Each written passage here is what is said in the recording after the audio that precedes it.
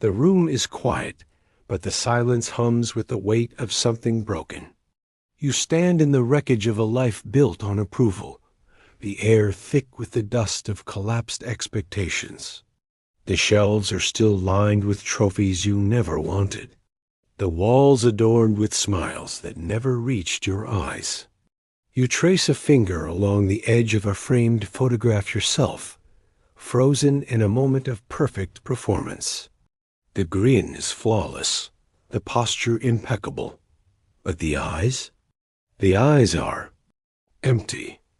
A tremor runs through you, subtle but undeniable. It is not the earth shifting beneath your feet, but something deeper, something long buried. A whisper, so soft you almost mistake it for the wind. This is not you. You recoil, as if burned. The words are not new, you've heard them before. In the quiet hours before dawn, in the spaces between breaths. But this time, they do not fade. They linger, curling around your ribs like smoke. Your hands shake as you reach for the photograph again. The glass is cool under your fingertips.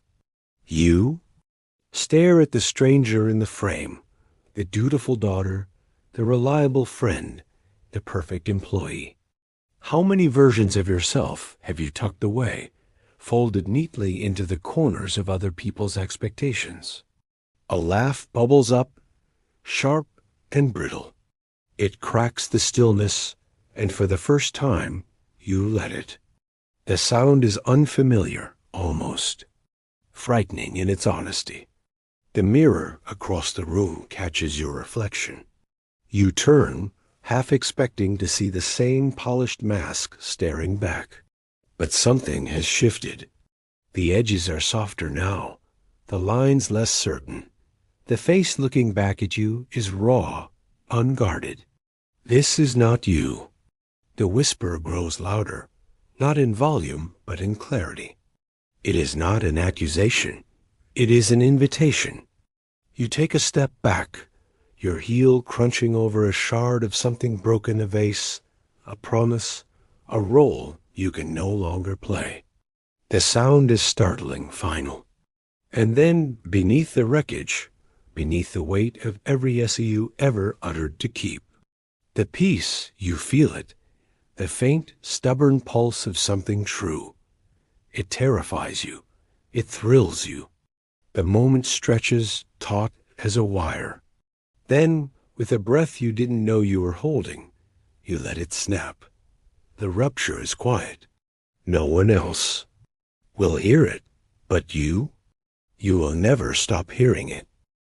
The morning after the rupture, you wake to a world that hasn't changed, and yet everything has. The sun still spills through the curtains in familiar golden streaks. The coffee machine gurgles its usual protest, but when you catch your reflection, in the toaster's metallic surface, you flinch. The face staring back is yours, but not the one you've grown accustomed to.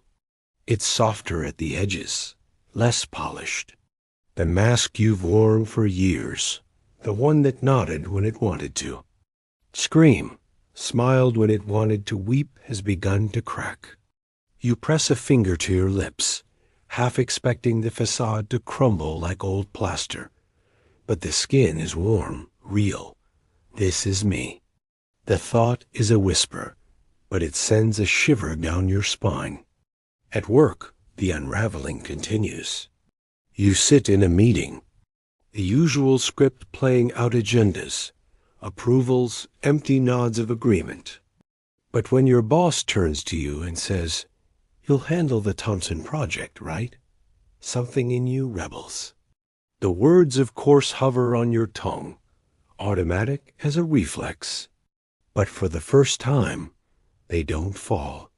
"I'll need to check my bandwidth," you say instead. The room stills. Eyes flicker toward you, curious, wary.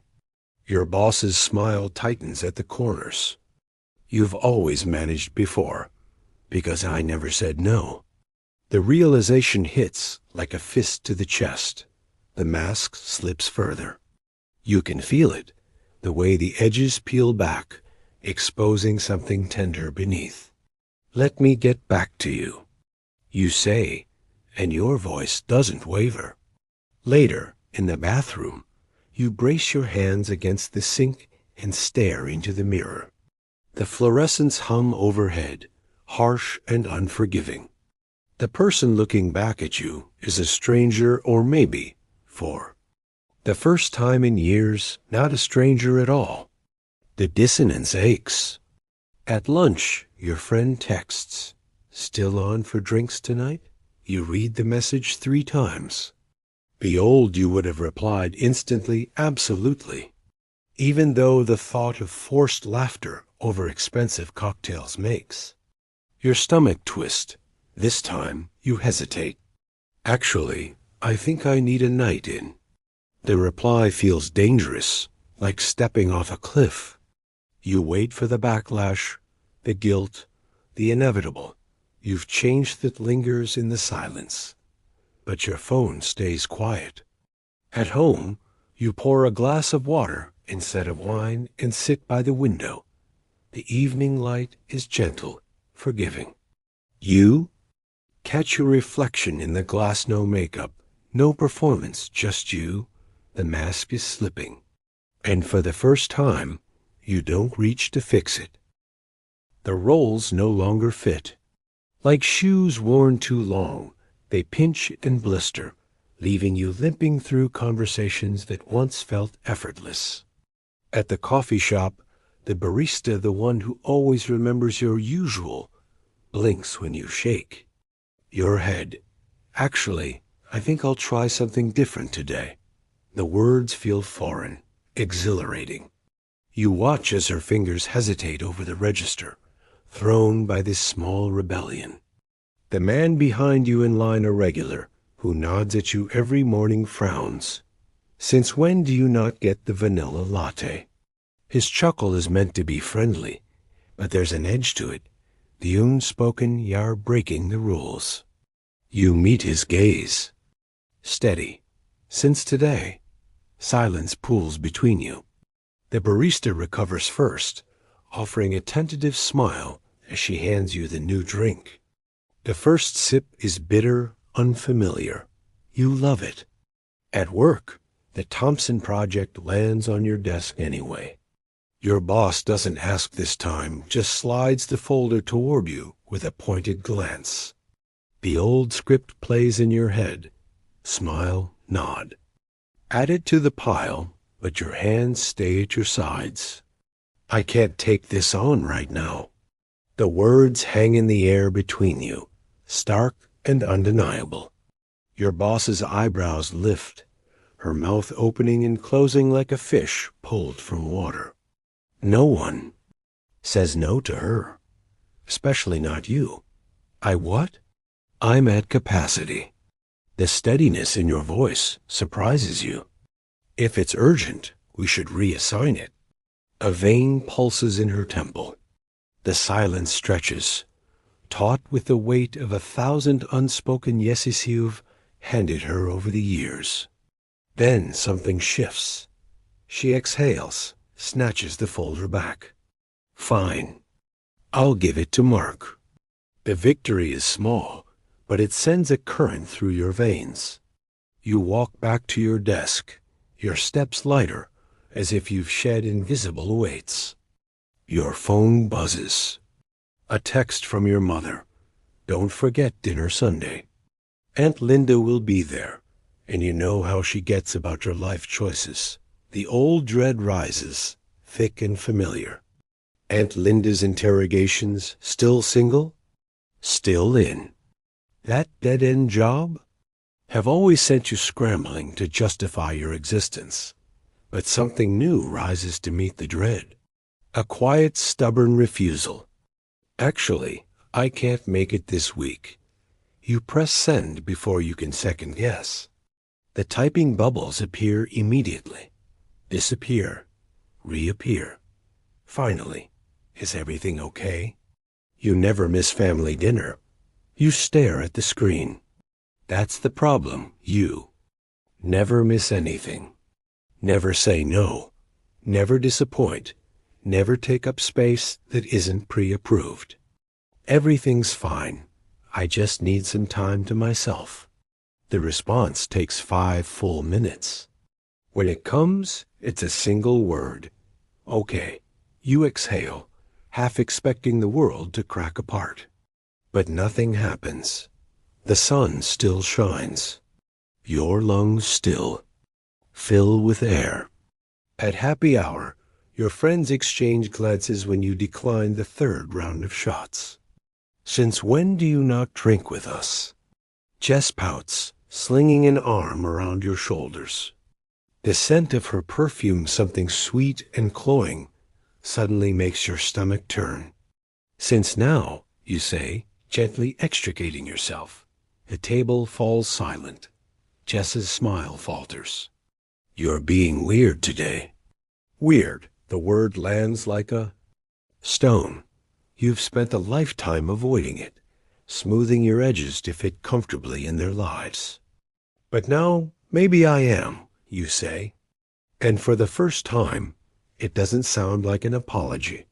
The walk home is quiet. The night air is cool against your skin, and you realize with a start that you're not rehearsing conversations in your head, not agonizing over every misstep. You feel unmoored, yes, but also lighter. As you turn the key in your door, a thought whispers through you. This is what it feels like to stop performing. The roles lie discarded around you, ill-fitting and frayed. You don't pick them up. Not this time. The first wave of panic hits in the dead of night. You jolt awake, heart hammering, sheets tangled around your legs like restraints. The room is dark, but the fear is bright, a searing, undeniable truth. What have you done? The faces of everyone you've ever disappointed flash behind your eyelids. Your boss's tightened jaw, your mother's stunned silence, Jess's wounded frown. The weight of their expectations had been a burden, yes, but also a safety net. Now you've cut the strings, and you're falling. You press your palms to your eyes, as if you could push the terror back in. What if they leave? The question is a vice around your ribs. What if, in choosing yourself, you lose everything? But beneath that fear, quieter but no less insistent, comes another whisper. What if you've already lost yourself? You sit up, gasping. The moonlight spills through the window, painting the floor in silver. You stare at your hands, real hands. Your hands, and try to remember the last time you made a decision without first asking, will this upset them? Will this make me harder to love? The answer is simple. You can't. A sob claws its way up your throat. You choke it back, but the tears come anyway, hot and relentless. You cry for the years spent contorting yourself into shapes that fit other people's lives.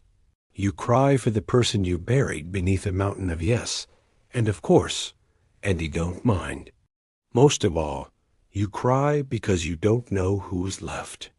Underneath, morning comes, gray and hesitant. You drag yourself to the shower, let the water scald your skin until you feel something besides dread. The mirror fogs over, sparing you your reflection. A small mercy. Your phone buzzes on the counter. A message from your best friend. Hey, we need to talk. The words are a knife to the gut. This is it, the abandonment you feared. You brace yourself as you tap the screen, half expecting an ultimatum. Go back to how you were, or lose me.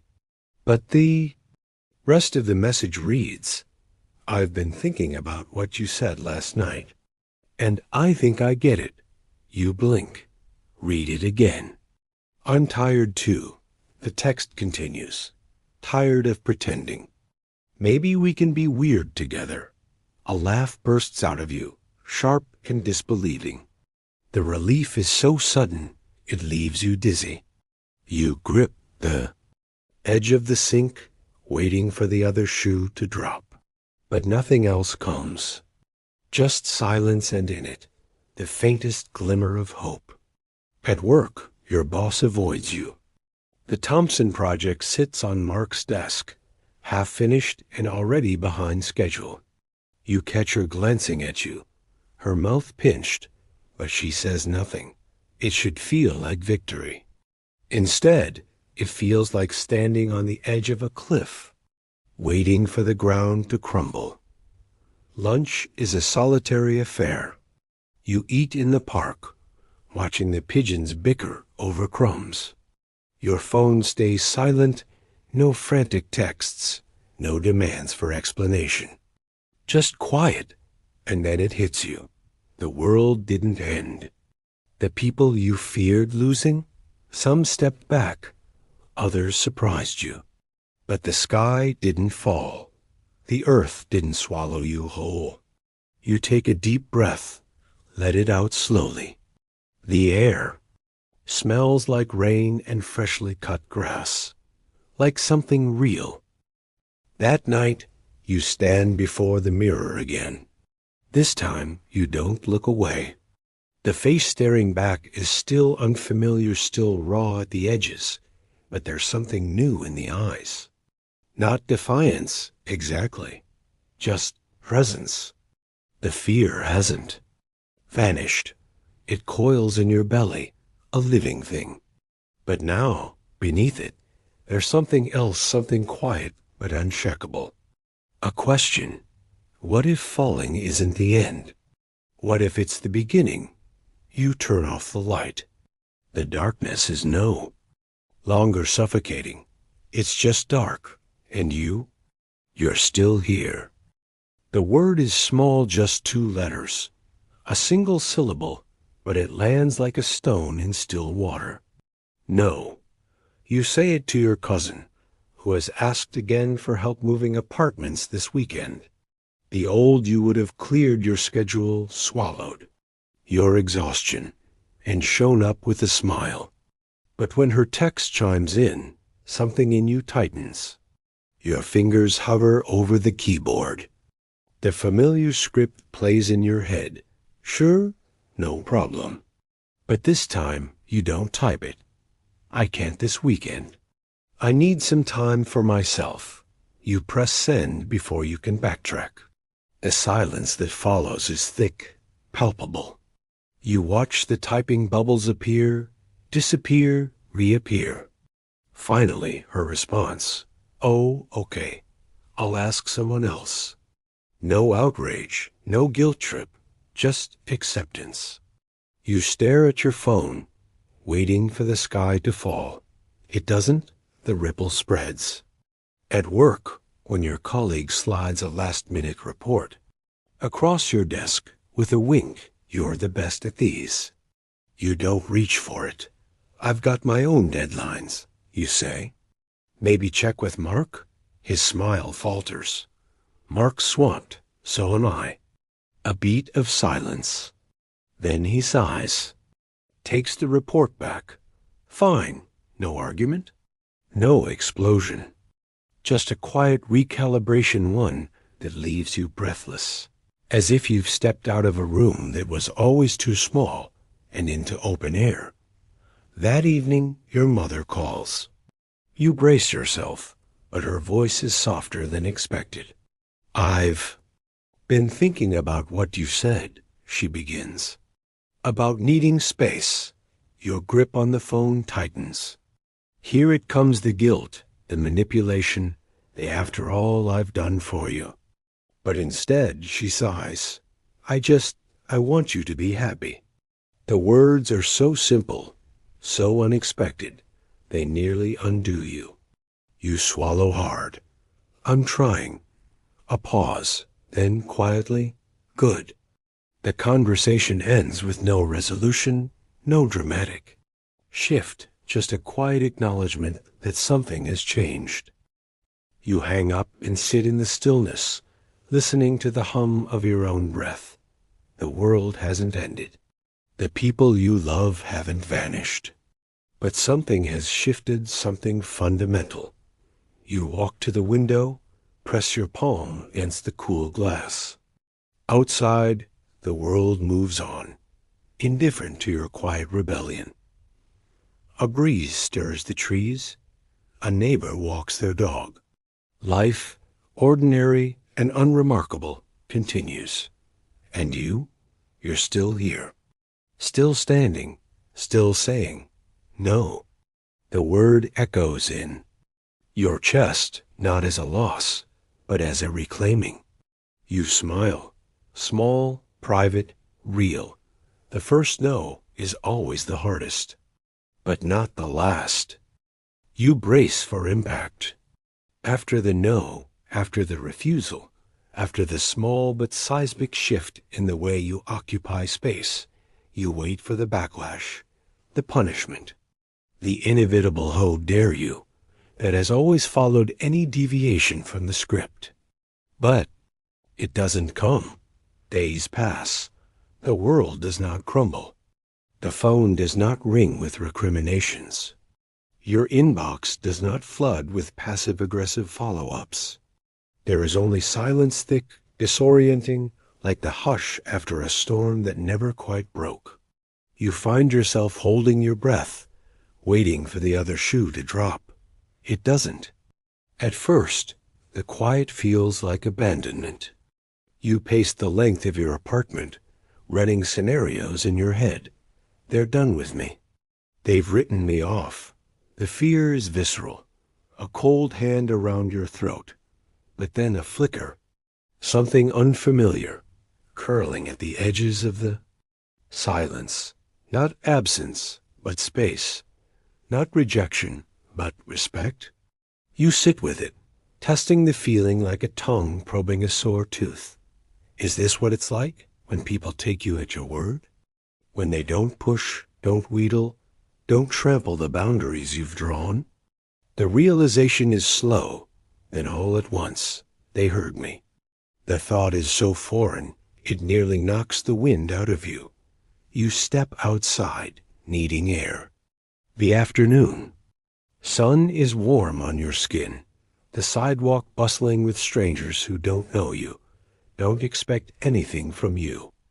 You walk without destination, letting your feet carry you. A cafe appears, a little place you've passed 100 times, but never entered. On impulse, you go in. The barista smiles, but doesn't speak as you study the menu. No rushed suggestions, no usual to fall back on. Just choice. You order something new. The first sip is bitter, bright. You don't love it, but you don't hate it either. The freedom of that, to simply not know yet, to be allowed to figure it out, settles over you like sunlight. Your phone buzzes in your pocket. A message from an old friend. Miss you? Coffee soon? No guilt, no pressure. Just an invitation, open-ended. You type back, I'd like that. No performative enthusiasm, no overcompensation, just truth. The reply is immediate. Name the time and place. Something in your chest loosens. At home, you stand before the mirror. The person looking back is still unfamiliar in ways softer at the edges, less polished. But there's a clarity in their eyes that wasn't there before. A lightness. You touch your reflection, half expecting it to dissolve like mist. But the glass is cool and solid beneath your fingertips. Real. The silence isn't punishment. It's a gift, and in its quiet, you finally hear it, the sound of your own breath, steady and unapologetic. The sound of space being held. The sound of relief, so deep and quiet you almost mistook it for nothing at all. You close your eyes. For the first time in as long as you can remember, the silence doesn't scare you. It feels like coming home. The mirror shatters without warning. One moment you're staring at your reflection, tracing the familiar lines of a face you've spent years sculpting into something acceptable. And the next, the glass fractures with a sound like ice breaking. A spiderweb of cracks radiates from the center, splintering your image into fragments. You don't flinch. Instead, you lean closer, breath fogging the broken surface. The reflection is no longer whole, no longer seamless, but in the fissures. Something glimmers, not emptiness, not absence. A face you'd forgotten. Your fingers tremble as they brush the glass. The cracks catch the light, refracting your features into something new, something old. The eyes staring back are deeper set than you remember, the mouth less guarded. There's a freckle beneath the left eyebrow. When did you last notice it? Who? Are you? You whisper. The question doesn't echo. It sinks, heavy as a stone, into the quiet of the room. You press your palm flat against the mirror. The glass bites cold and sharp against your skin, but you don't pull away. The face in the fragments doesn't either. It's been years since you looked at yourself without asking first. Will they like what they see? Decades since you met your own gaze without flinching. The cracks widen. Not from the impact, but from something beneath something pushing its way. To the surface, a memory flickers. You, at 6 or 7, grinning into a rain puddle. No masks then. No performance. Just joy, uncontainable and unapologetic. The glass groans. A shard falls, clattering to the counter below. In its absence, the reflection shifts, not broken, but revealed. You trace the lines of this stranger's face, the curve of their cheek, the stubborn set of their jaw, the way their eyes crinkle at the corners, not from smiling for others, but from something quieter, truer.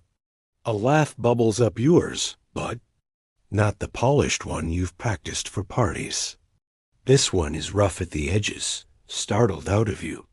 The mirror doesn't repair itself. The cracks remain.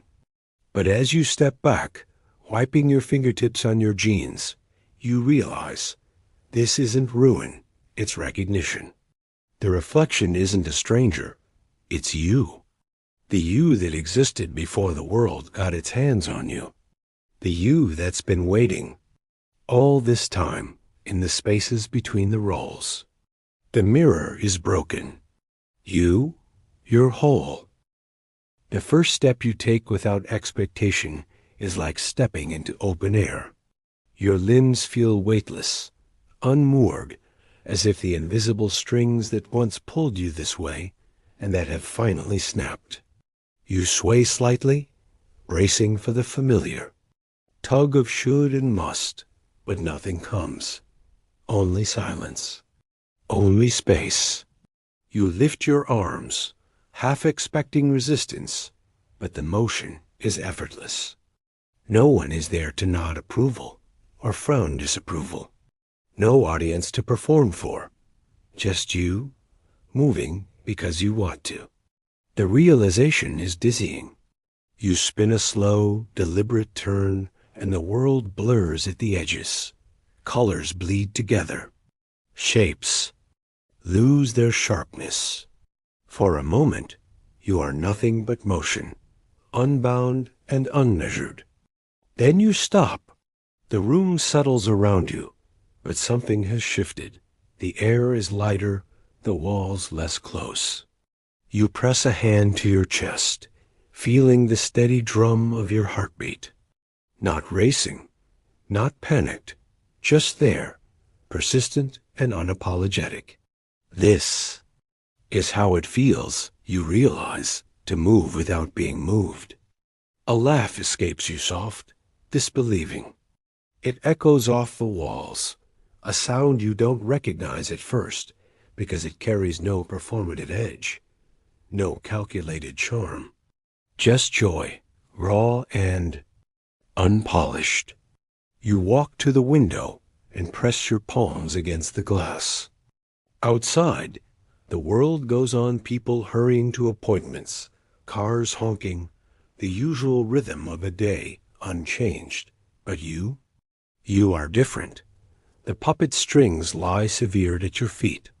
No one is pulling them anymore. The freedom is terrifying, exhilarating. You flex your fingers, watching the way they bend and stretch without hesitation. These are your hands, your choices, your life. You think of all the years spent contorting yourself into shapes that fit other people's narratives. The exhaustion on it, the hollowness, and now? Now you are still. Now you are here. Now you are yours. The weightlessness doesn't fade. It settles into your bones, a quiet certainty. You are not falling. You are floating. And for the first time, the air beneath you feels like enough. The morning comes in waves, not for the dead, but for the selves you buried alive. You sit on the floor of your closet, surrounded by the artifacts of a life half lived. The blazer you wore to every important meeting, too stiff at the shoulders. The shoes that pinched but looked perfect, never walked in comfortably. The stack of journals filled with handwriting that wasn't yours. All the right words, none of the truth. One by one, you hold them up to the light. Each is a ghost. Each is a chain. The first sob cracks open without warning. It's not for the clothes, not really. It's for the woman who wore them, the one who smiled when she wanted to scream, who folded herself into smaller and smaller shapes until she nearly disappeared. She was a life raft once, that version of you. She kept you afloat in a sea of expectations.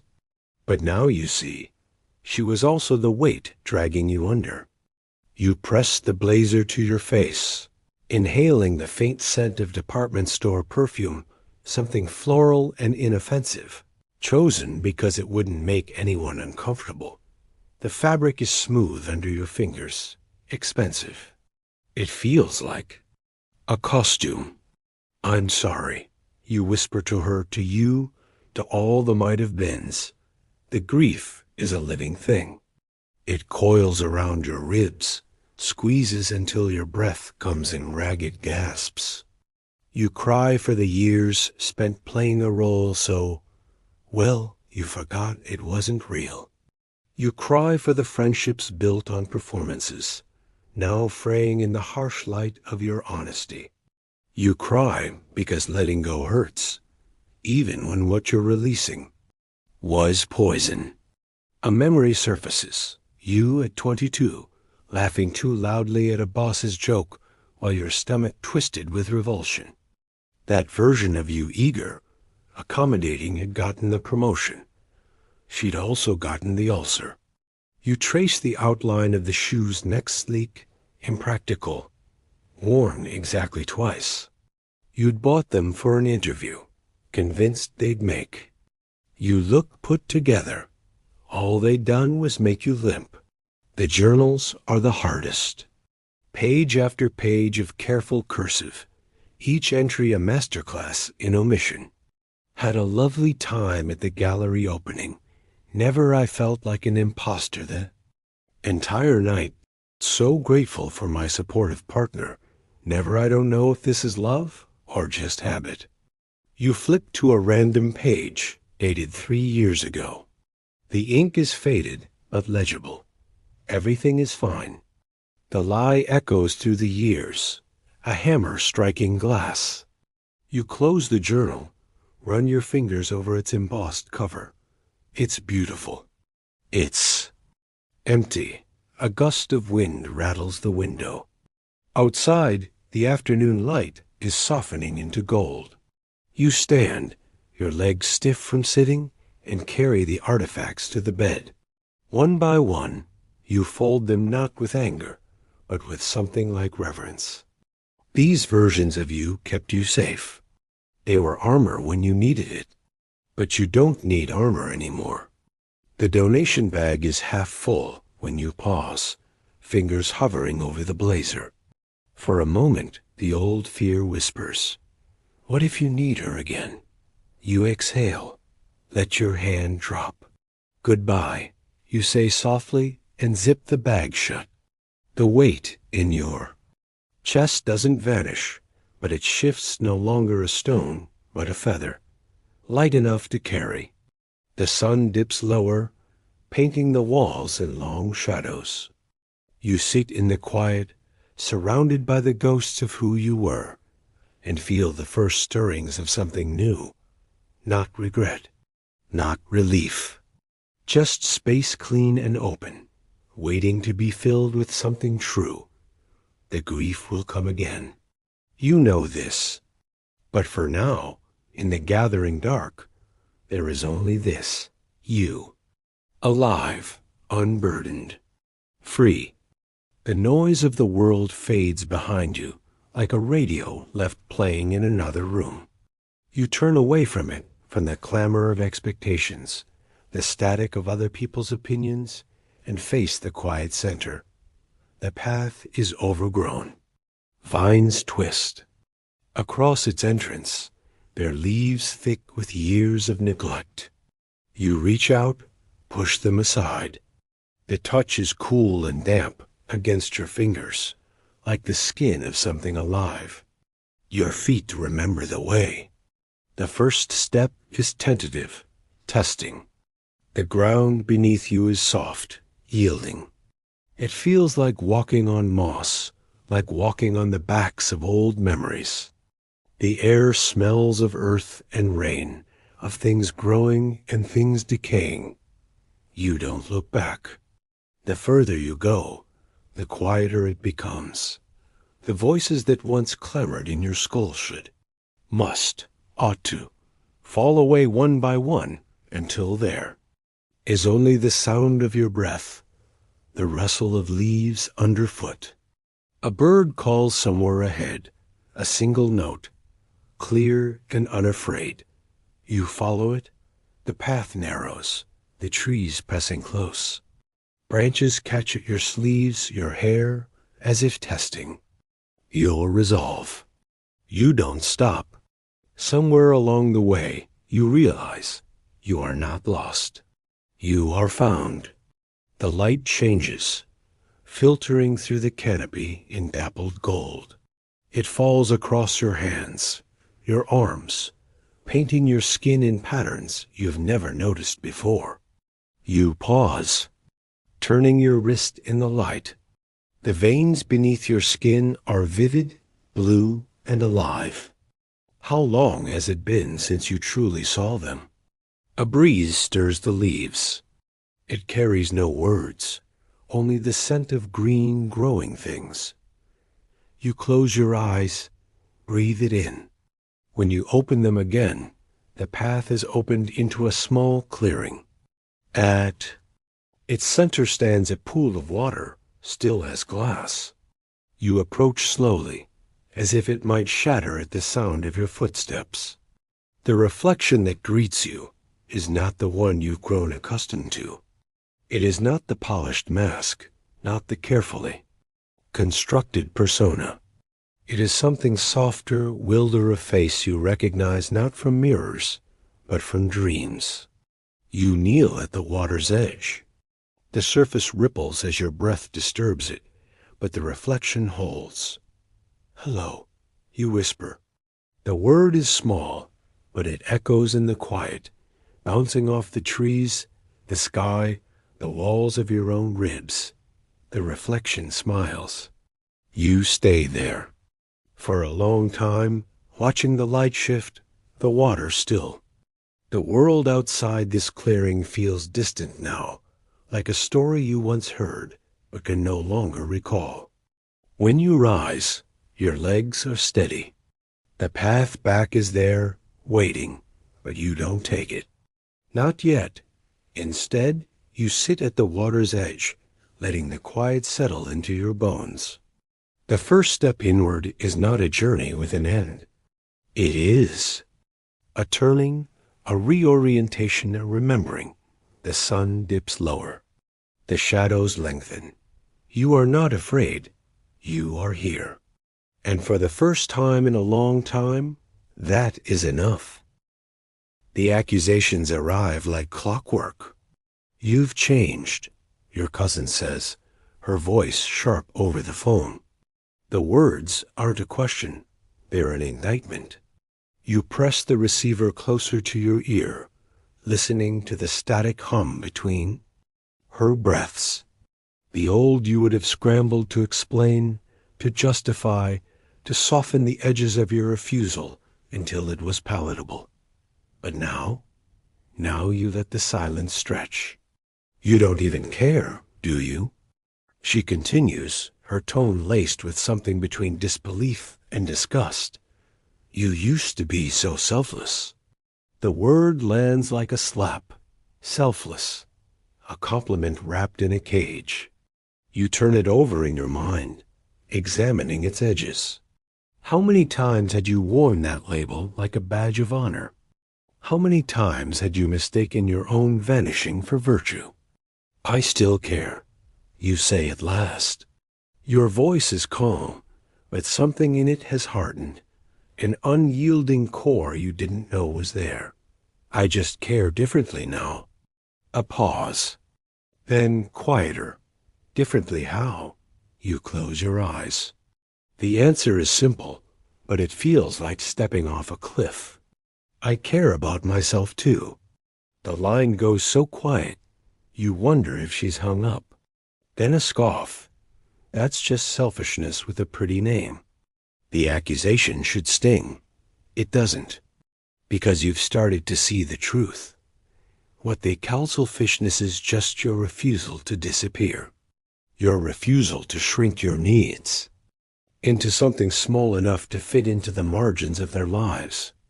Maybe, you say, and the word is a revelation. Maybe it is selfish.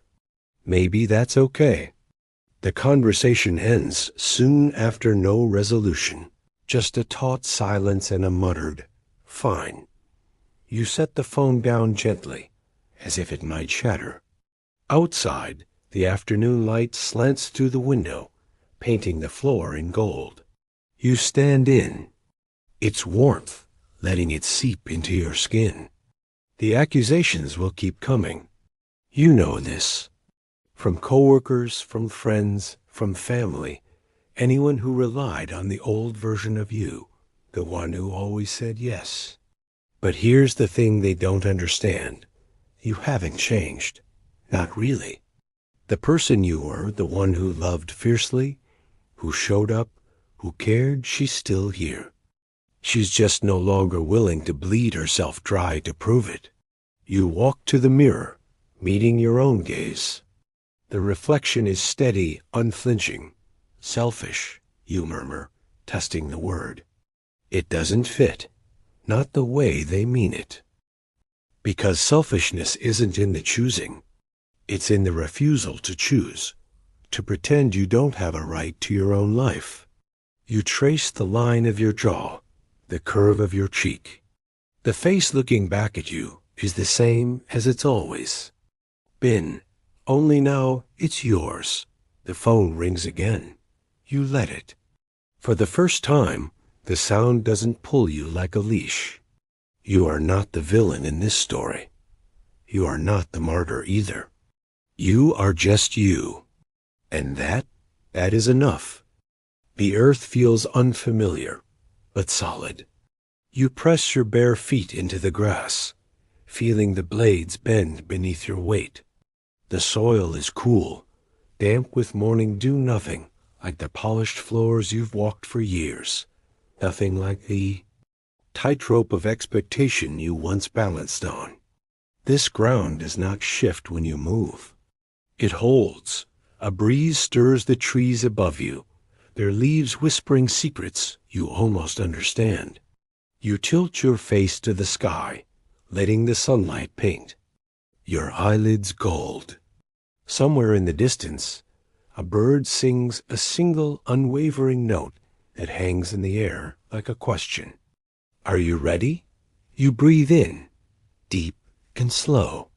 The air tastes of green growing things, of possibility. This is not the precipice you feared. This is home. You take a step forward, then another.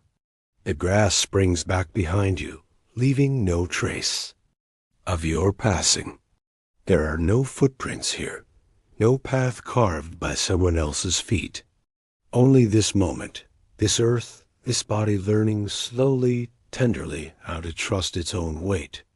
A memory surfaces, you as a child, spinning in circles until a world blurred. The dizzy joy of it, the certainty that the ground would always rise to meet you when you fell. You had forgotten that. Forgotten how to fall without bracing for impact. But now you let yourself stumble. Your knees hit the earth, but the impact is gentle. The soil gives just enough, cradling you like an old friend. You press your palms flat against it, feeling the pulse of something vast and alive beneath your fingers. This is not the void you imagined, not the abyss that yawned beneath every no, every boundary, every moment you chose yourself over the script. This is something softer, something real. You sit back on your heels, brushing dirt from your palms. The lines of your life stretch out.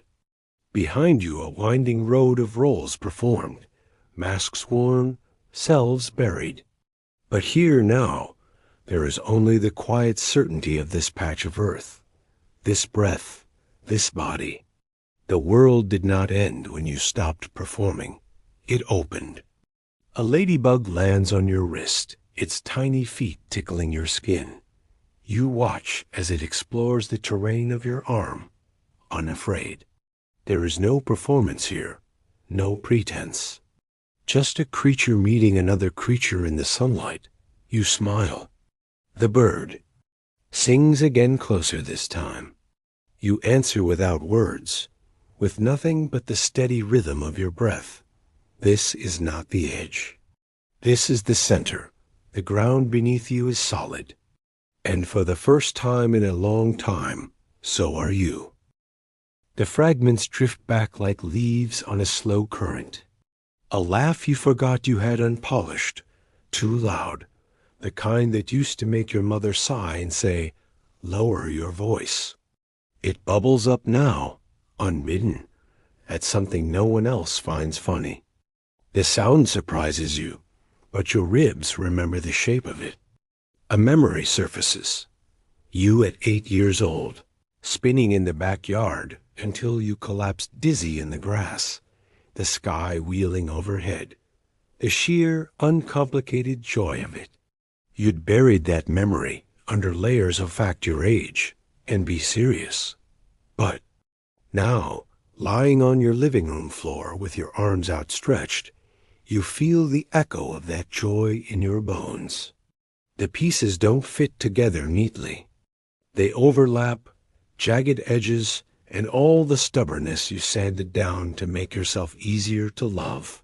The quiet intensity you muted so as not to intimidate. The wildness you caged because it frightened people. You run your fingers over these rediscovered parts like artifacts. Not foreign, but familiar. Not new, but unearthed. This is not reinvention. You realize one morning, watching steam curl from your coffee cup. This is archaeology. The thought settles in your chest, warm as the drink in your hands. You are not becoming someone new. You are remembering who you were before the world got its hands on you. A knock at the door startles you. Your old friend stands there, the one who used to roll her eyes when you hesitated to order dessert. "You're coming to the beach today," she says, not a question. No excuses. The old script plays in your head. I have work, maybe next time, but your mouth moves differently now. Only if we get ice cream after. She blinks, then grins. Obviously. The sun is high, the waves relentless. You wade into the surf, gasping as the cold bites your skin. Your friend shrieks beside you, but you don't retreat. You dive under, letting the salt water rush over your scalp, through your fingers. When you surface, your lungs burn, your skin tingles and something in you sings. Later, licking melted. Strawberry ice cream off your wrist, you catch your reflection in the shop window.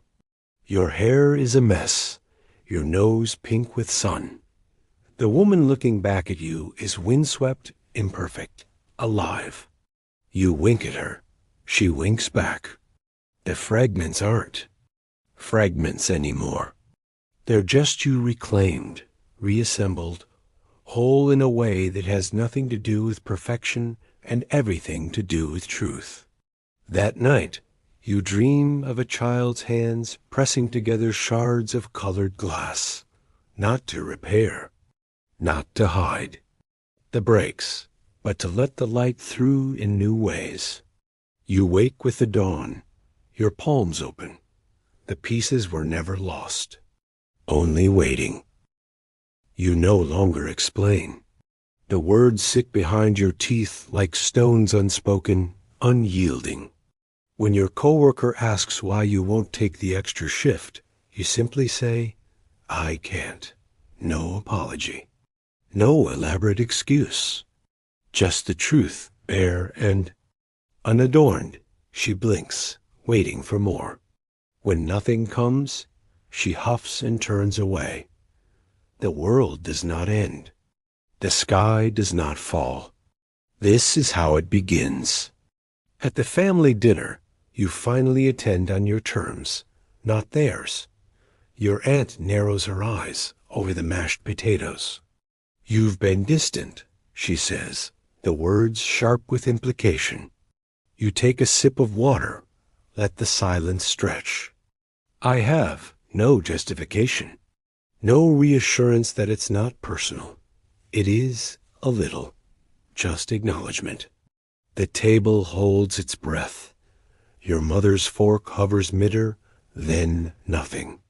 No explosion, no ultimatum. Just the clink of silverware.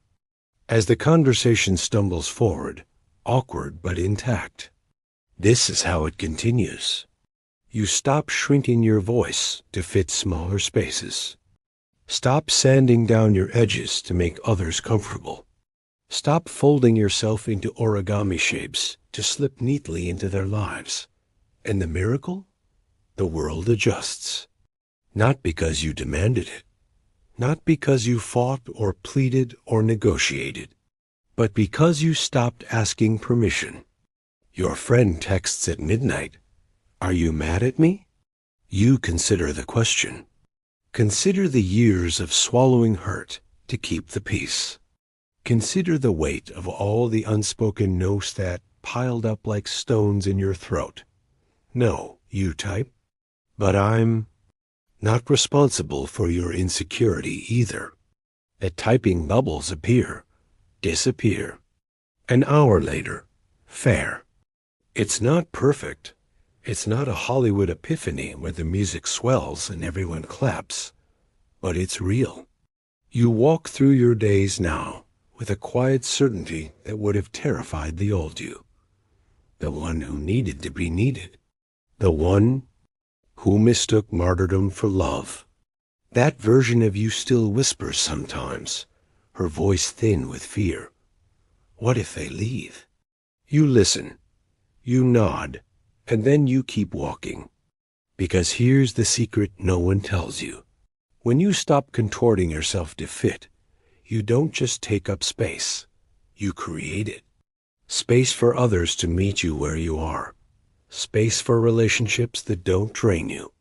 Space for a life that feels like yours. The defiance isn't loud. It doesn't smash plates or slam doors.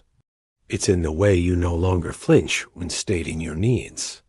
The way you no longer apologize for existing. The way you sit at the breakfast table, drinking your coffee slowly, not rushing, not performing, just being, while the morning light pools around you like gold. No one applauds. No one even notices. And that's the point. This is how it ends. Or rather, this is how it begins. You had braced for emptiness. After the unraveling, after the quiet defiance, you had prepared yourself for the hollow aftermath, the stark loneliness of standing by your own boundaries. You had imagined love as something that could only exist. Outside of you, something fragile that would shatter the moment you stopped feeding it with compliance. But here, in the stillness, you find something unexpected. Love returns not as a visitor knocking at your door, but as a warmth rising from within. It happens on an ordinary Tuesday. You are standing at the kitchen window, watching the morning light filter through the leaves of the oak tree outside. A breeze stirs the branches, and for no reason at all, your hand rises to press against your own chest. The heartbeat beneath. Your poem is steady, alive.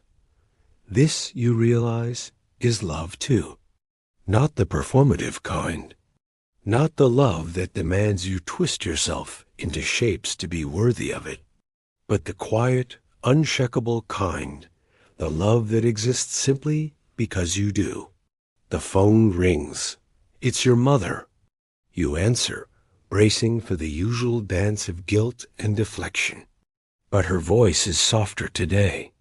"I've been thinking," she says, and there's a hesitance in her tone you've never heard before. "Maybe we could try again. Differently." You exhale. The old script whispers in your ear. Yes, of course, whatever you need, but the words don't come. Instead, you say, "I'd like that." No caveats, no conditions, just an open door. The silence on the line isn't strained. It's spacious. Later, you meet a friend for coffee, the one who had bristled at your first. No. She slides into the seat across from you, her usual bright chatter muted. When she finally speaks, it's not the accusation you expected. "I'm sorry," she says. "I didn't realize how much I was asking of you." The confession catches you off guard. You stir your coffee, watching the cream swirl. "I didn't realize either," you admit. "Not until I started saying no." She nods, her fingers tracing the rim of her cup.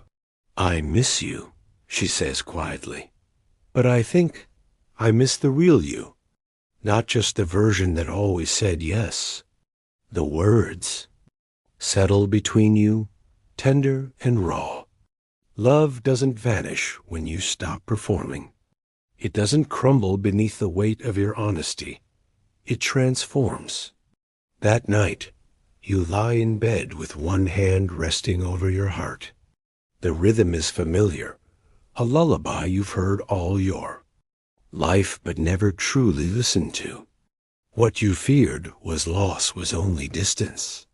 The love you thought you had to earn was here all along, not in their approval, but in your own breath, your own pulse, your own quiet presence. You close your eyes. The space around you isn't empty. It's full of you. And that, you realize, has always been enough. Dawn breaks softly, spilling light through the half-open curtains like honey. You stand at the window, bare feet pressed to the floorboards, and feel the quiet settle into your bones. There is no fanfare here, no grand revelation, only the steady hum of your own breath, the pulse of your own heart. This is what it means to be free. Not the soaring, cinematic freedom of open roads and dramatic exits, but the quieter kind. The kind that lingers in the spaces between moments, in the way you no longer brace for impact when you speak, in the way your reflection no longer feels like a stranger's. The coffee brews slowly in the kitchen, its rich scent curling through the air. You pour a cup and cradle it between your palms, letting the warmth seep into your skin. The first sip is bitter, Perfect. You don't add sugar. Not today. Outside, the world stirs, cars rumbling to life, birds stitching their songs into the morning. You watch it all from the window, separate yet part of it, no longer straining to fit into the rhythm of things. A memory surfaces. You, years ago, standing in this same spot, shoulders hunched under the weight of all the roles you thought you had to play. The exhaustion of it, the loneliness. You take another sip of coffee. The past doesn't sting the way it used to. It's just a shadow now, a reminder of how far you've come. Your phone buzzes on the counter. A message from a friend. Thinking of you? Lunch soon? No demands, no expectations, just an invitation. Open-handed and light. You type back. Yes. No second guessing. No calculating whether you've earned the right to take up space in their life. Just a simple answer, unburdened. The sun climbs higher, painting the walls in gold. You set the cup down and stretch, feeling the pull of muscle and bone, the sullenness of your body. It's yours, all of it, the scars, the softness, the strength. You walk to the mirror and meet your own gaze. The face looking back is familiar now, not because it's polished or perfect, but because it's true. The lines around your eyes are from laughter, real laughter. The set of your jaw is unapologetic. You smile, the reflection smiles back. No masks, no performances, just you. The day unfolds gently, without urgency. You move through it like water, bending to its currents, but never losing your shape. There are chores to do, emails to answer, but they don't weigh on you the way they used to. They're just things, not verdicts on your worth. By evening, the light has softened to amber. You sit on the porch steps, watching the sky bleed into twilight. The air is cool against your skin, alive with the scent of earth and distant rain. A neighbor passes by, offers a wave. You return it, no longer worrying whether it was the right gesture, the right amount of friendly. The stars emerge one by one, pinpricks of light in the deepening blue. You tilt your head back and let the vastness of it all fill your lungs. This is the luminous end. Or rather, this is the luminous beginning, not because everything is perfect, not because the work is done, but because you are here, alive, unbound, free. And for the first time in a long time, that is enough.